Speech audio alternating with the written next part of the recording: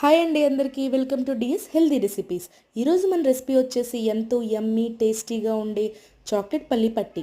ముందుగా వీడియోని ఒక లైక్ చేయండి friends and subscribe my channel. ముందుగా ఒక ప్యాన్లో ఒక కప్ పల్లీలు వేసుకొని రోస్ట్ చేసుకోవాలి. పల్లీలపై ఉన్న పొర పోకుండా మనం దీంట్లో ఒక స్పూన్ నెయ్యి వేసి రోస్ట్ చేసుకోండి. ఒక 20 మినిట్స్ పాటు లో ఫ్లేమ్లో పెట్టుకొని రోస్ట్ చేసుకోవాలి.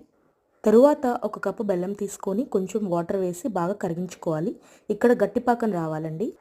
మనం ఒక బౌల్లో వాటర్ తీసుకొని పాకం వేస్తే అది గిన్నెకి కొడితే సౌండ్ వచ్చేలా ఉండాలండి పాకం దగ్గర పడ్డాక ఫ్లేమ్ని ఆఫ్ చేసుకొని ఒక 2 స్పూన్స్ నువ్వులు వేయాలి.